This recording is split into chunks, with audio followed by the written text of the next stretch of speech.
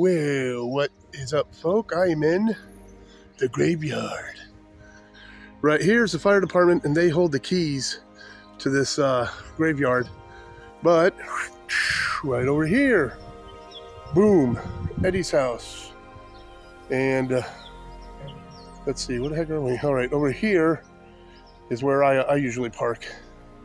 And anyways, so some knucklehead took a big it's like a fake deer head, and they took it off of Eddie's porch and threw it over into the graveyard, and the fire department gave him the keys to come in here. But it's old, and I figured I'd show you some of them. I don't really know too much of the history of this graveyard. Maybe I will try and check it out, and that way I can add that to this video. So we will see. And right here, folk, this one is a family tomb. And this is dating back to 1773.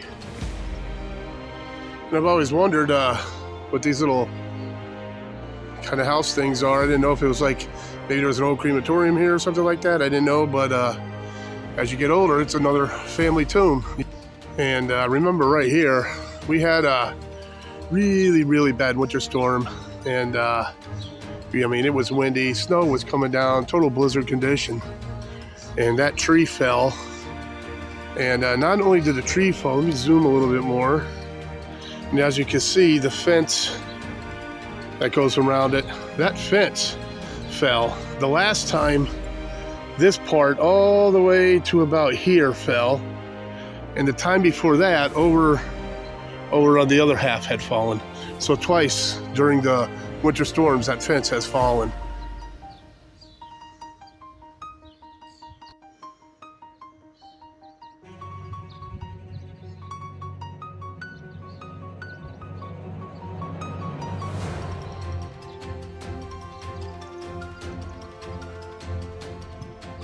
I thought this one seemed a little interesting.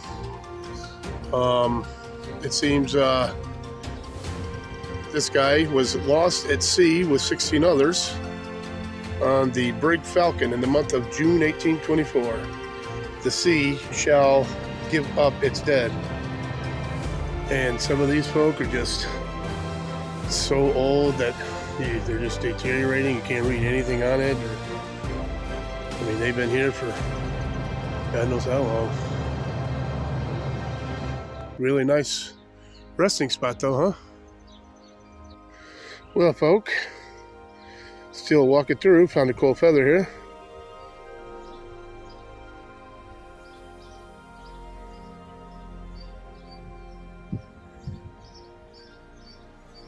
Well, all right, folk, this is round 2 coming back into the cemetery. As I was telling you guys, I kind of wanted to check out the history of the place. I got you some video and everything, but now I went and I did the history and decided we went back and got the keys so we could come again because there is some relatively cool stuff here. Very good history, and we're going to try and check it out and find everything. Be right back with you. Now, all right, folk, a few of these, here you go, is the Bacon family. These guys that I'm going to start showing you right here, these are some of the first or earliest residents of Middletown. And I thought that would be some cool history. So I figured I'd come back and find some of the first families to live here. And all right, folk, you got Sergeant William H. Wright, Company B, 21st Regiment, Connecticut Volunteers, died March 20th, 1877. So we're getting into some Revolutionary War here, history here, folk. And all right, folk, we have Captain John Thompson, Company B, 7th Infantry, Connecticut Volunteers, died July 30th, 1906.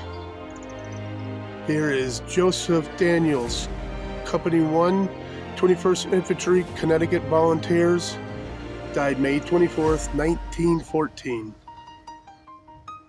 William C. Daniels, Company B, 1st Regiment, Cavalry. CV died August 11th, 1865. All right, folks, this one is hard to read. Benjamin F. James, Company F, 5th Regiment, Connecticut Volunteers, died in 1863.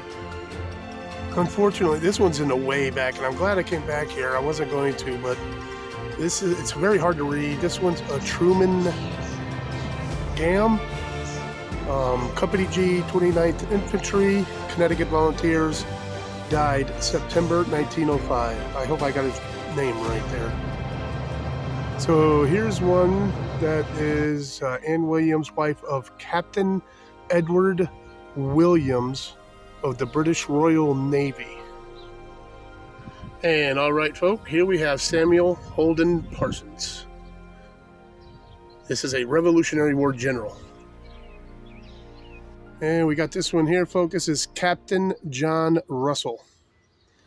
And not quite sure it's all worn down here, so I don't know exactly captain of what, but we have Captain John Russell. And now I can't just pass this one. This is in memory of Mr. Patrick Malone, a native of Ireland. All right, folk. Robert Murray, Company 17, 1st Regiment, I think. Heavy Artillery, CV, died March 31st, 1862. Now, if anybody could tell me what this CV is, I'd appreciate that. I don't know what that is. It's on a couple of them.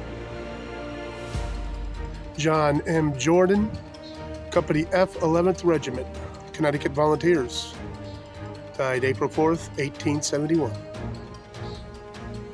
All right, folk, and here we have the the Hubbard family, and this is in memory of the Reverend Robert Hubbard, pastor of a church in Shelbourne.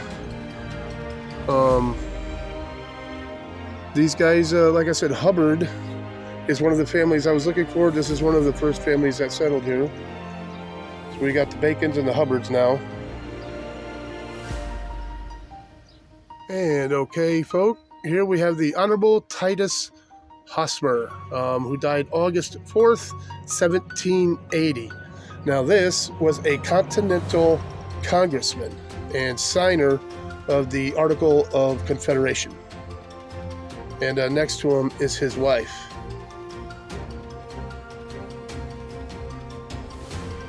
Here we have Captain Giles Hall, died March 26, 1783. This is Captain Richard Hamlin, died August 22nd, 1789. And all right, folks, we are back at this family tomb that I had showed you earlier. And like I said, I'm glad I came back for round 2 in here to get some of this history. This is Captain Philip Mortimer, family in his family tomb from 1773. This is the individual. This is called Mortimer Cemetery, and he indeed gave the land as a gift to the city. This is him right here, Mortimer. This is what this place is named after, Captain Philip Mortimer. All right, and this is that building I showed you before, which is, I believe, the Jean Comfort family tomb. And here you have the remains of Comfort Sage, who was an officer of the Revolution in the State Service, who died 1799 at 68 years of age. His wife and daughter are here as well. And here's another family one. Now, like I tell you, these things are so old, they're being held together, some of these things by wire. Now, this is the Wetmore family. Another one of the first people to settle here.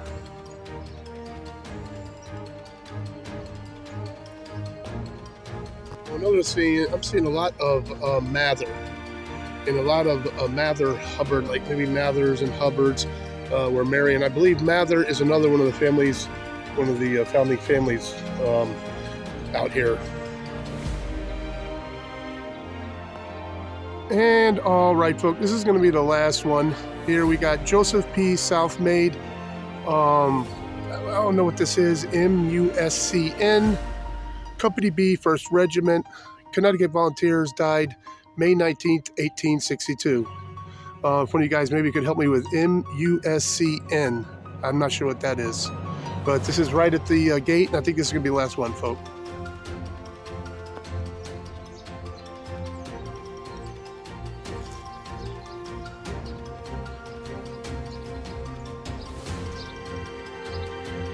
And all right, folks. Well, a little bit more about the graveyard here is, I think now it's 244 years old, and I believe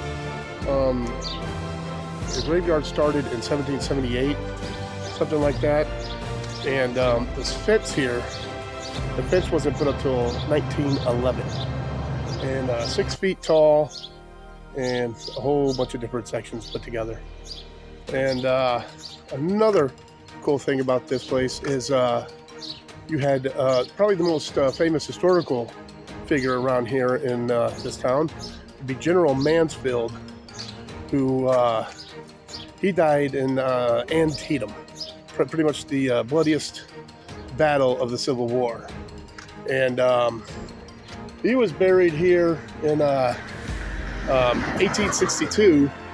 And then his wife moved him to Indian Hill Cemetery, that's down there by Wesleyan University now, in 1867.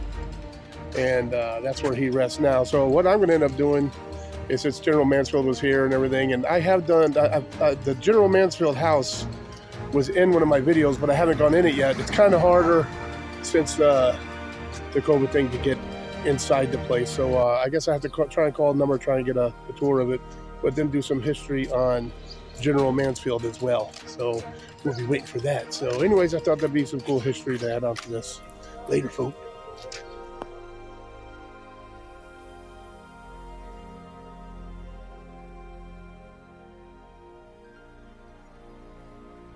And don't forget, always forward to the next adventure. The vlog is down.